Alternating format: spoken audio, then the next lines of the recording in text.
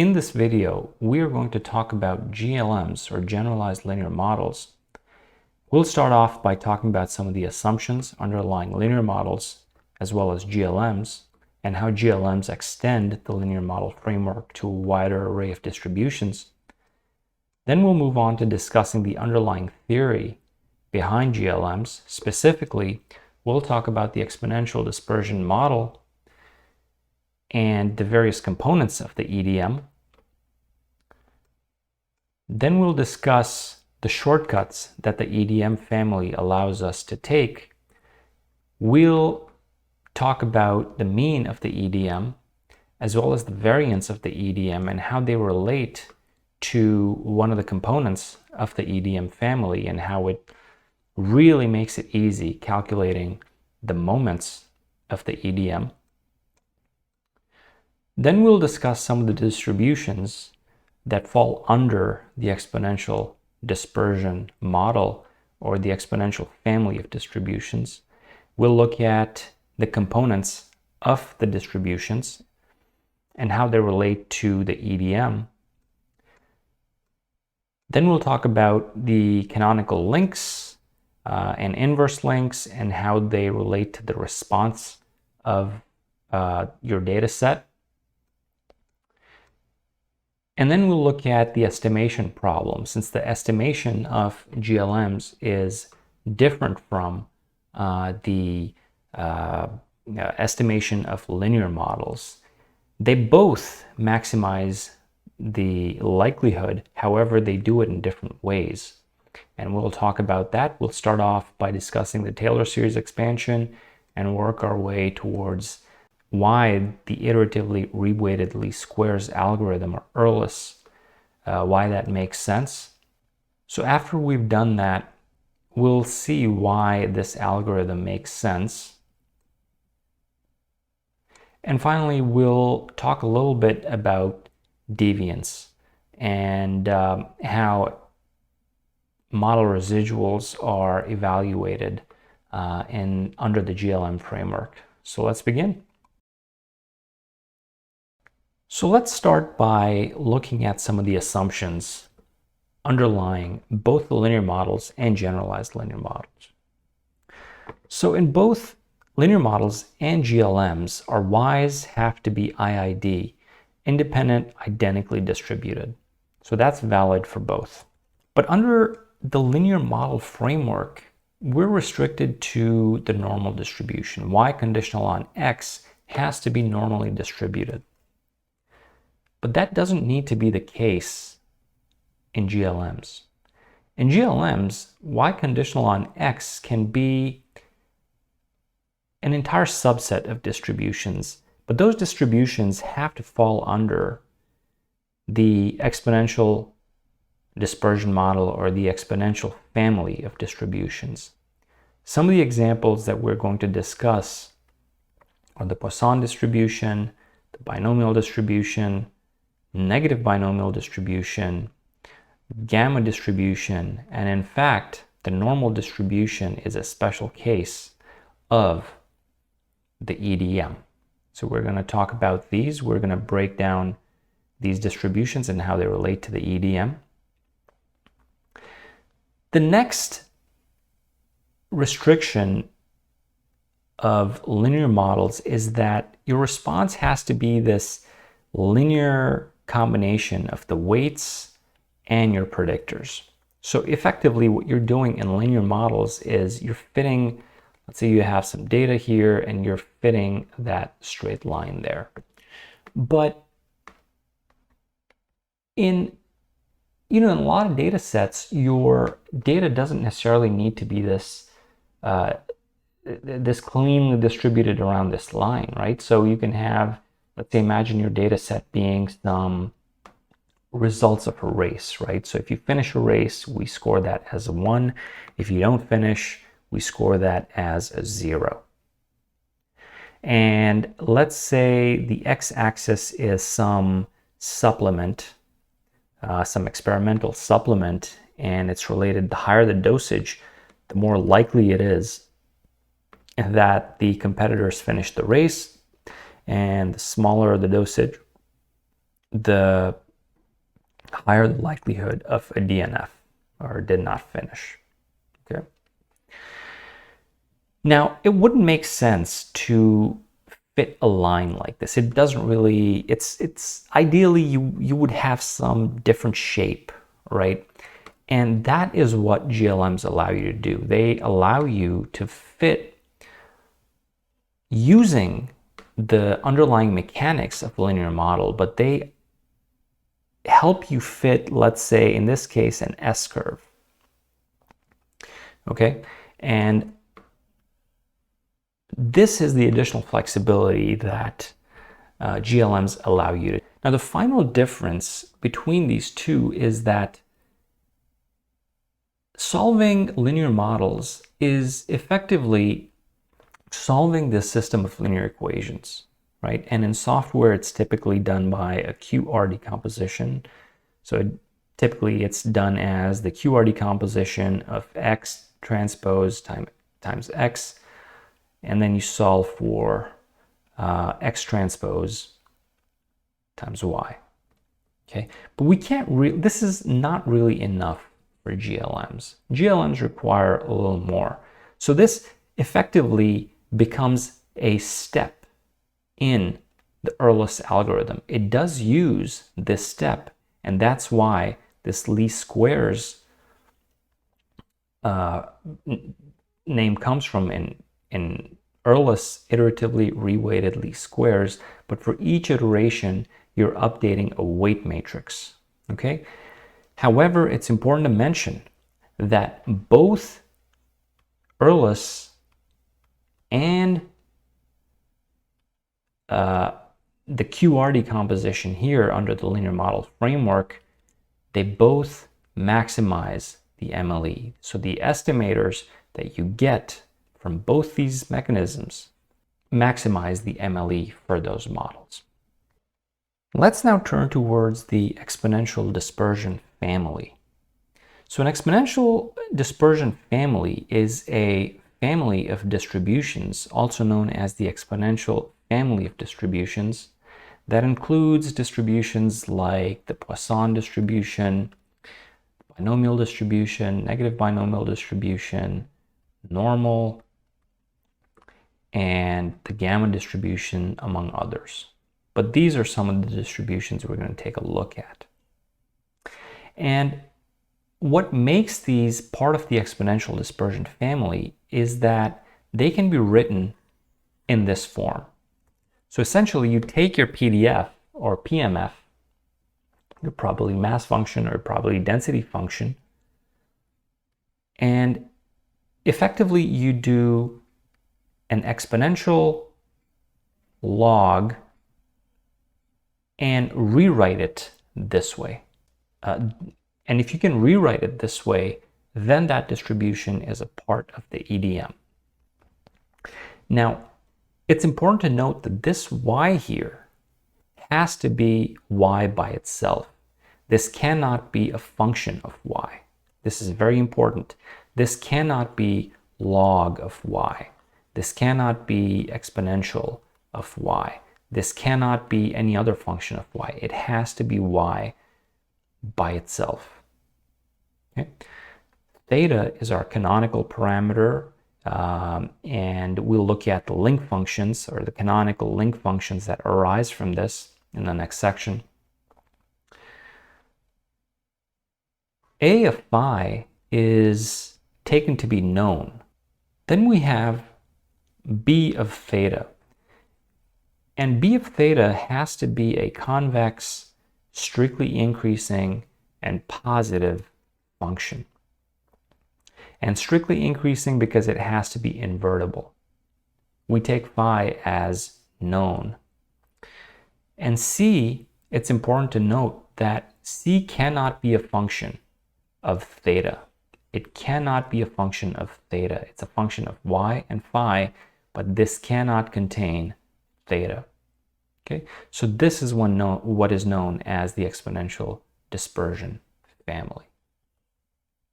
So let's now rewrite our exponential dispersion family by taking the log of both sides. Okay, If we take the log of both sides, we're not really changing the modal points, so it's valid to do this. Even if you maximize the MLE using the logs, you will still get the same solution, okay? You're just writing it out, you're just transforming it to a different form. Now, if we take the log of both sides, we get L of theta equals y times theta minus b of theta divided by a of phi and c of y and phi. Now, if we take the derivative of L with respect to theta, this is known as the score function. This is very important. We will use this later on. And if you read textbooks on GLMs, they often talk about the score function. And that's all that is. The score function is the derivative of the likelihood of the EDM. Okay? So we take the derivative and this theta disappears. So you're just left with y. You end up with the derivative of b of theta, which is some function of theta. A of phi is some constant, so that's undisturbed. C does not contain any variable theta, so that goes to 0. And this is what you're left with. And to reiterate, solving this, L prime equals 0 gives us the maximum likelihood estimate. So the EDM has some very interesting properties in that this b of theta, is a very interesting function in how it relates to the distribution itself. It turns out that b of theta, if we take a look at it here, b of theta, taking derivatives of b of theta, actually gives you the moments of this distribution itself. So there's something special that connects the moments of this distribution to the derivatives of b of theta. Okay, and let's show that here. So we're going to take the mean of the EDM, and our result is to show that the derivative b of theta is equal to the expected value of y. Okay, so to do that, we start off with the score function. Okay, and we calculated the score function. And we know that if we integrate a density, it has to sum up to 1. Now, if we take the derivative of this, what we'll find is that this goes to 0, and any subsequent derivatives will also be equal to 0. And that is the result we use here. Okay, so we take L prime and integrate it over the values of y. We simply take this distribution, f of y, we bring in L prime, and that gives us the expectation of L prime. We substitute L prime for the score function we calculated last time, and it looks like this. We expand out, we multiply f of y. Actually, a of phi is a constant, so it comes out, and you can multiply that with the other side, and this goes away. So you're left with y of fy dy minus the derivative of b of theta and the integral of this distribution over the values of y. Now this distribution has to integrate to 1. Okay, so you're left with d of b of theta divided by d of theta, d theta, which is equal to the integral of y times f of y dy. And that is the expected value of y equals the derivative of b of theta with respect to theta. So that's quite an interesting result. Now let's show that this is true for the variance as well. Now we know that the variance of y is equal to the expected value of y minus expected value of y squared. Okay? But we also know that expected value of y is 0. We just calculated that, right? So we're left with the variance of y equals expected value of y squared. Okay? Now let's look at the variance of L prime, the variance of the score function. Since this is true, okay, so since the variance of y is expected value of y squared, we take the score function, square that. We take the score function as our y, we square it, okay, and this a of phi comes out, so it doesn't belong. This is a known quantity. We don't have to figure out what it is. We take that as a known. And then we're left with the expected value of y minus the expected value of y. Okay, so we calculated this value previously, right here. This is what we showed here. Okay, so the expected value of y equals the derivative of b of theta. That's what we showed. We substitute that for the e of y here. And this is our first relation, which is 1 over a of phi squared times the variance of y. Okay, now we need to work on a second relation, which is we need to take the derivative of L prime with respect to theta. So we're trying to calculate the second derivative of L, the likelihood function.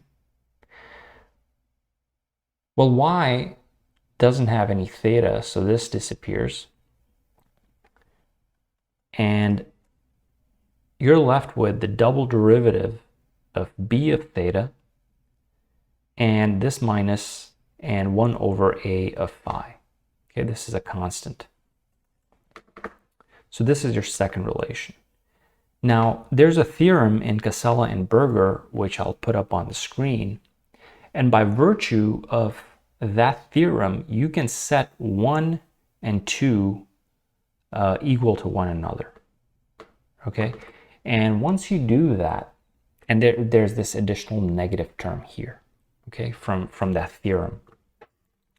Once you do that, it's simply a matter of rearranging the terms in terms of variance of y. And once you do that, you get a of phi, which is your scaling parameter, and the second derivative of b of theta, which you can understand to be the unscaled variance.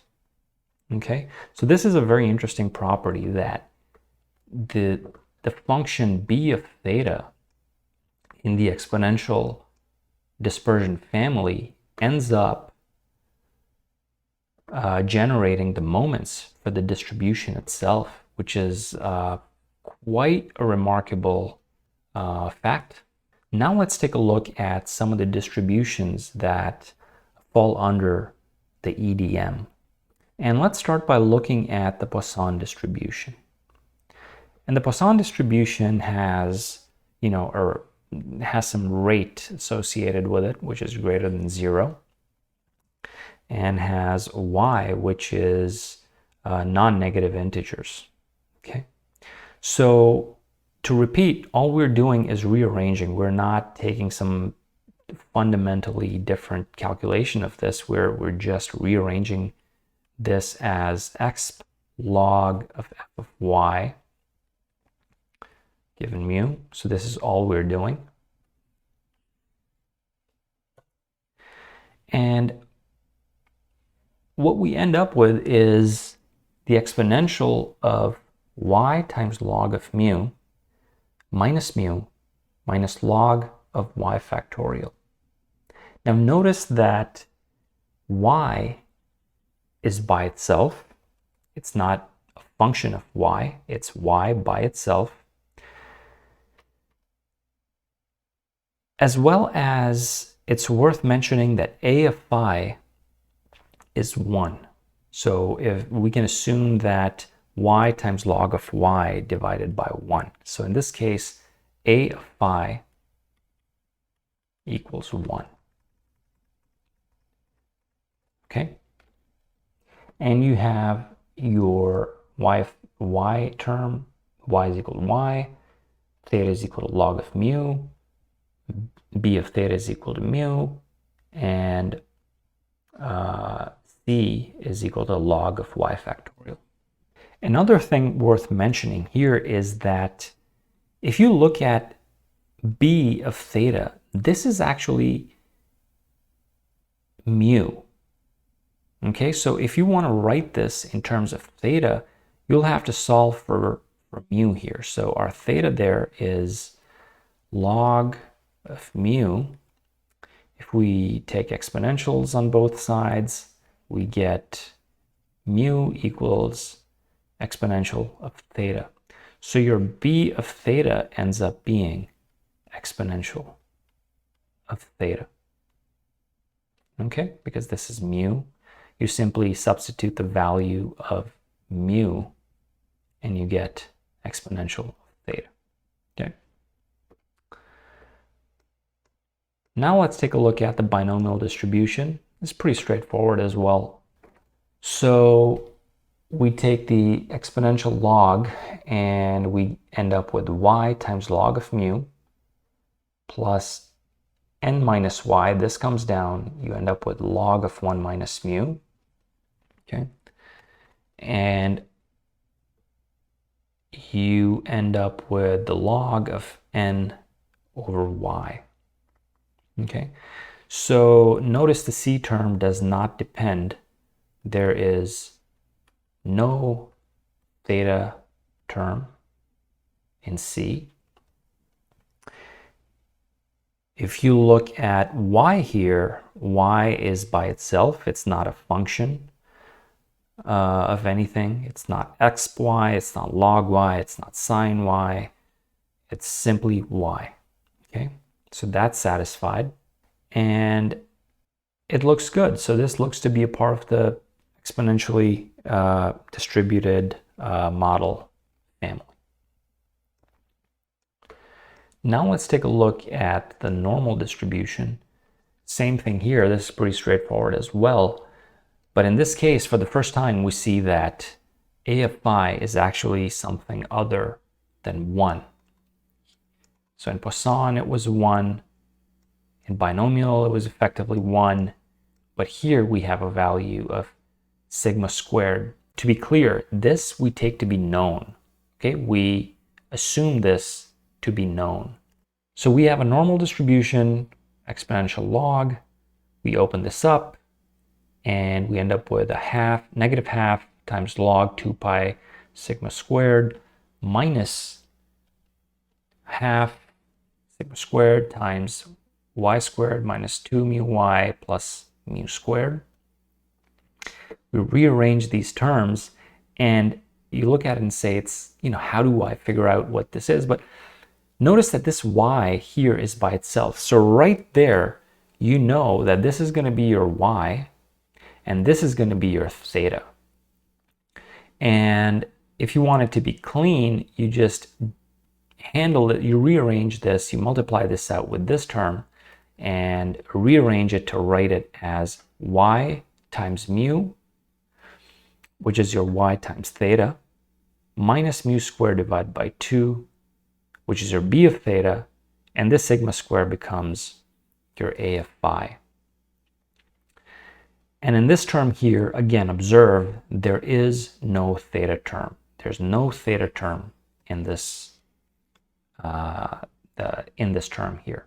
Okay, so this is also a valid EDM. Now the gamma distribution is a little tricky. We write down our gamma distribution here in terms of alpha and beta, so this is typically how it's written. However, to make our lives easy, what we do is we substitute alpha for delta, and we declare beta equals delta over mu. Okay, so once we do that, so this beta becomes this here, delta over mu to the delta, times 1 over gamma delta times y to the alpha minus 1 times exponential of this term here. Now, if we take the exponential log and open this out, we are going to try and find the y term that is by itself, and straight away we see that it's here. So straight away we see that this is y. We know what our y is, and we know what our theta could look like. Okay, so let's rearrange these terms. Let's take a of phi as 1 over delta. If we do that, we find that negative 1 over mu is our theta, y is y. B of theta turns out to be log of mu. This is our a of phi, and there is no theta term here, okay, in the C. You cannot find any theta term here. So gamma turns out to be a valid EDM as well. And finally, let's take a look at the negative binomial distribution, which is quite straightforward here. Take the exponential log, identify the y by itself, that gives you the y. The term attached to it gives you theta, and you end up with a term that does not involve any thetas, which gives you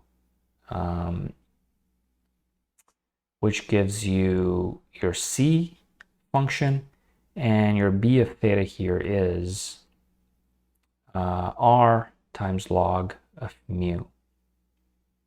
Okay, and to write out B of theta in terms of theta itself, we could solve for theta equals log 1 minus mu, take the exponential, both sides, and write it in terms of 1 minus exponential theta.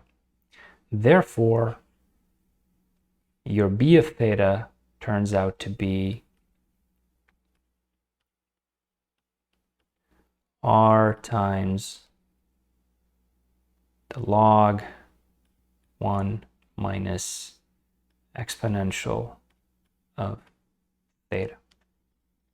Okay? So that is an overview of the distributions that fall under the EDM family, or at least some of them.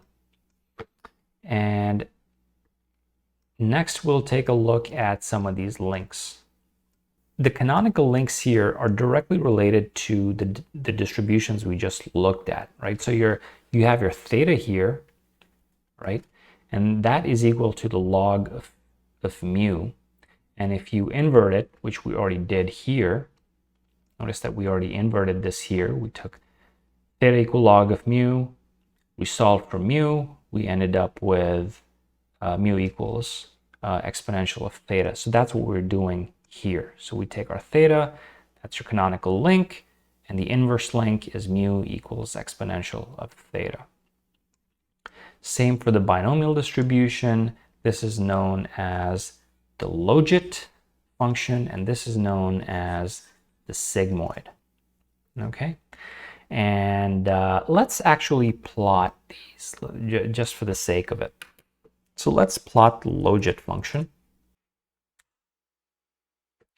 Okay, so the logit function looks something like this. Now let's plot the inverse of this function, which is also known as the sigmoid. And oftentimes it's written as, so if you bring down exponential here, you end up with 1 over 1 plus exponential of negative theta. So let's plot that. And that gives you a sigmoid, okay? So the link functions give you a lot of flexibility in terms of what you're trying to model. So this is how your responses, your predictors are mapped to your responses here, okay? For the normal distribution, it's simply identity. In fact, if you solve IRLS for both for a normal distributed model, you'll get the exact same solutions to your estimators. For gamma, the canonical links are theta equals -1 over mu, and mu equals -1 over theta. And finally, for the negative binomial distribution, the canonical links are theta equals log 1 minus mu, and mu equals 1 minus exponential theta. So now let's take a look at the estimation of GLMs. So our goal is to understand why this algorithm here works. Iteratively reweighted least squares. Okay, it's worth mentioning that there is a least squares component here, but it's inside this loop. And while this algorithm has not reached convergence, these estimates keep getting closer and closer to the maximum likelihood values. So let's start out with this Taylor expansion. So this is your regular Taylor expansion here. The value of this function at x1 is equal to the value at x0 plus these additional terms, which is the first order Taylor expansion is f prime at x0 times x1 minus x0 plus these subsequent terms here. Okay, so as you're taking the derivatives, the higher order derivatives of this function, you're adding them all up and getting this exact value over here. Okay, notice this denominator factorial. Now factorial explodes extremely rapidly, so we can imagine that these terms, they rapidly go to zero. And it turns out that if we ignore all these terms, we can simply look at the first order Taylor expansion approximation of our function, and that's good enough for our purposes.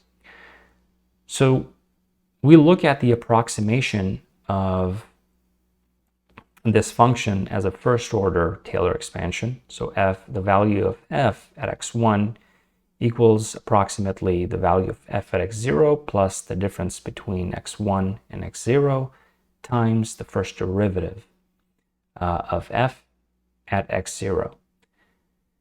Now, in a sense, we're engaged in root finding, right? We're trying to maximize our likelihood, and we're trying to essentially find some a maxima that gives us this 0.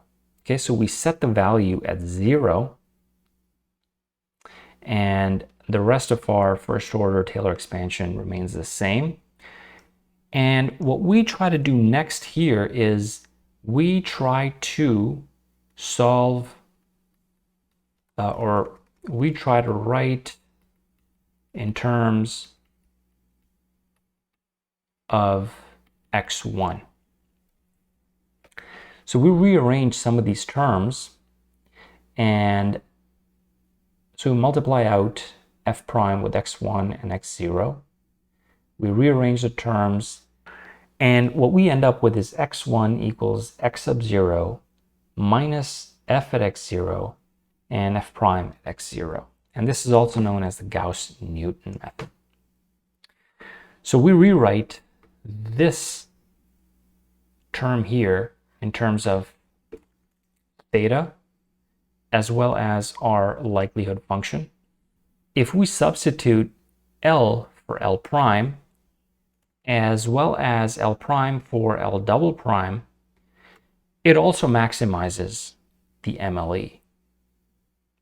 Okay, so we can use this form instead of this to solve our problem. And what ends up happening is that you end up with this Hessian. Okay, L double prime is your Hessian times L prime of theta 0.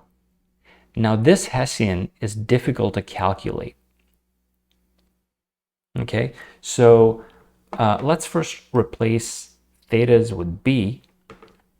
Okay, so beta in our next iteration equals beta in our current iteration minus the inverse Hessian times the score function. Now, there is a shortcut to this. It turns out the Hessian, because it's difficult to calculate, we'd rather approximate it with something else, okay? Or calculate it with something else. And it turns out that we can do that. So what we can do is we can write the Hessian as X transpose times this diagonal matrix here, W, times X. And what is W? W is the diagonal matrix of 1 over our derivative of our length function squared, as well as this variance of mu. So that's our W. It's the family variance and the link inverse gradient, essentially. Okay, link inverse gradient squared and the variance of the family mu. And L prime we showed here, where is it? L prime is y minus the derivative of b of theta divided by a of phi. For now, let's ignore a of phi. We know that's some scaling constant. Okay, so that's where we get y minus expectation of y. But then you ask the question, where does this X transpose come from? And it turns out that when we wrote our L prime, we wrote it in terms of theta. Okay, but here we're writing our equation in terms of beta. And we know from the chain rule that d of L over d of beta equals d of L over d of theta times d of theta divided by d beta. And our theta, since our theta is X transpose B, and we take this derivative, d theta over d beta, we end up with X transpose. Okay, so if we write our score function here in terms of beta, we have to account for that chain rule. Okay, so that's where this X transpose comes from.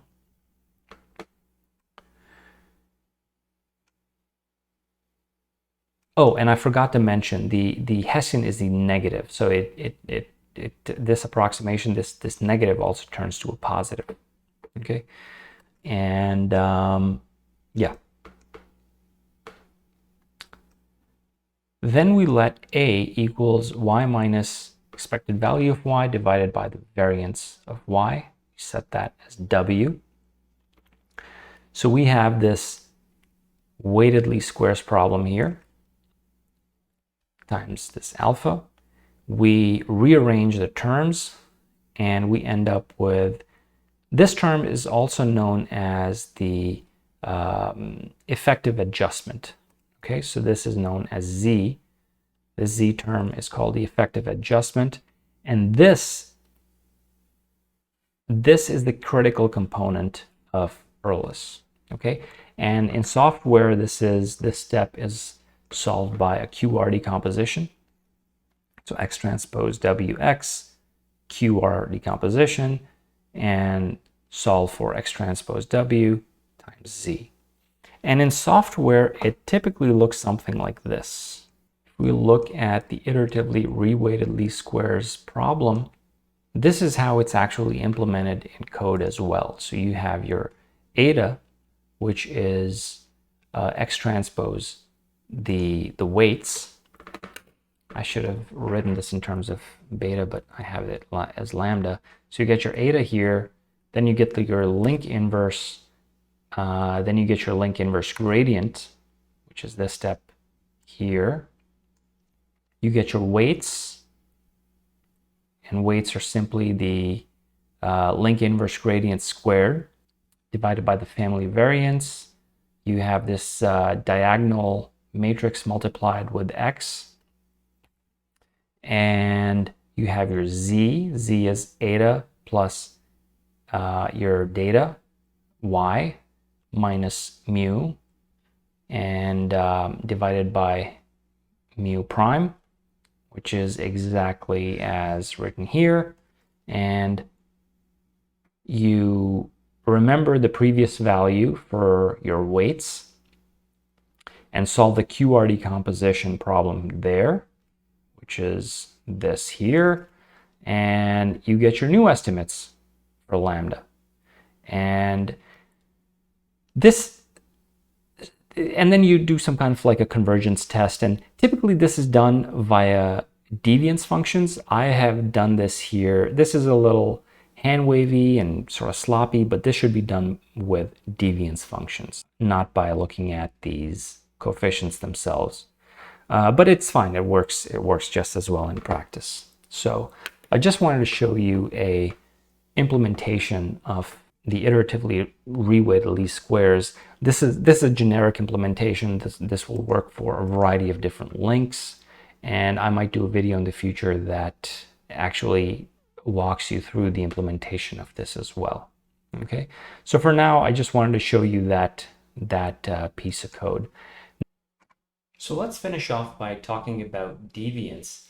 And all deviance is -2 times the sum of the saturated model minus the fitted model. And you write down the likelihoods and the C's cancel each other out. And this is what you're left with. Now, what does this mean in practice? In practice, all this means is that for your GLM, for your theta, you have to substitute for the saturated model. You see this mu? All you have to do is you have to substitute this with your actual data. And for the fitted model, you have to generate the mu's. What was the link? It was something like exponential of theta or something like that. So that is what you're substituting with. So for the saturated model, you have actual data, and for the fitted model, you're using generated data. Okay, that's all that is. And what this expression does is it sort of adjusts the values such that you can sort of calculate the residuals, because the normal y minus mu that you have, that metric doesn't really work for GLMs. Actually, it does work for the normal one. So if you're doing a normal GLM, this will be the same. But for all others, you're going to have a deviance function that's different from what you normally do with linear models. So I think that's a good point to stop here, and I'll continue on in part 2. So stay tuned for that. If you like this video, give it a like, and I'll see you in the next one.